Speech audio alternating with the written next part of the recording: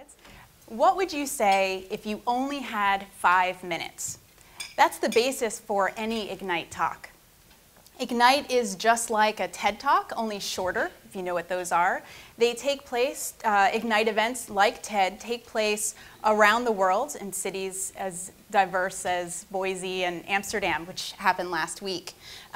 What you need to know about the format itself of Ignite is that it's really applicable to what you're each doing in your organizations. It's very easy to set up. All you need is a slide deck like you're seeing and a video camera like we have in the back of the room. And what you use with those videos is it creates an online teaching tool and a collaborative tool. So after me today, you will see my friends John and Andy. They will also be doing Ignite talks just like this, only with a government perspective, hopefully giving you a sense of how you might apply it in your organizations. But what you need to know right now is that Ignite is 5 minutes. I'm up here for 5 minutes. I have 20 slides that automatically turn every 15 seconds.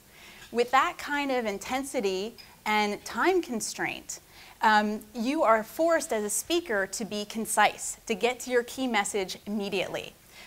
Because of this fast pace, you are more engaged, I am more engaged. Because there's a video component, there also has the potential to share it beyond this room. What you won't see in many Ignite presentations is a lot of data. There isn't a lot of time for you to refer to this slide. You'll only know that the green bar is most important before the next slide turns. What you say is much more important. This is what Ignite looks like. So this is me during my 5th Ignite explaining hugs. I'm actually demonstrating what I believe is the Herman Munster hug, which is, I'm really uncomfortable about hugging you, please do not hug me. You may have given or received one of those. Unfortunately, you will not get one aspect of Ignite today, which is beer. Most Ignite events happen at night, and so there's usually beer involved, but I hope you enjoy this format without the beer today. Sorry about that. So with this format, I hope it's already apparent that it has a lot of applications. The Ignite format itself is useful in a lot of different ways. So we're going to go through a couple. The first one is a staff meeting. If you consider what, adding one Ignite type presentation to a staff meeting, maybe it's something about, maybe you're presenting on a new policy that's been introduced and looking for feedback. Maybe it's about best practices on a program or a learning tool that's already been existent. Whatever it is, it could be filmed. That 5-minute talk could be filmed and shared beyond the staff meeting. It could be shared across agencies. It could be placed online on the internet and on social media to share and engage with the public.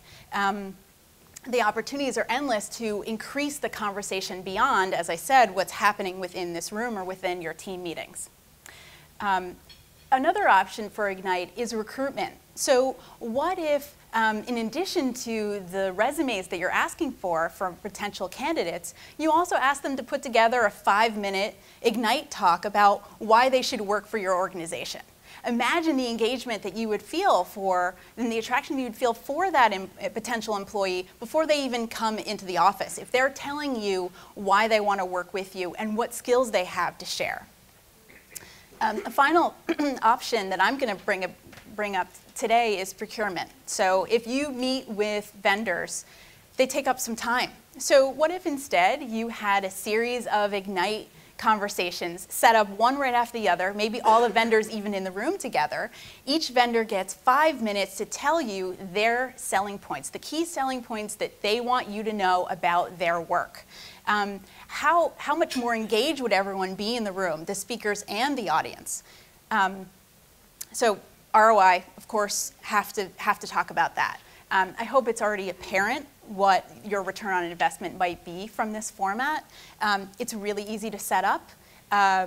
It's, as I said, it's a video camera and a slide deck, but the potential there is really broad. You can, it's a great online learning tool.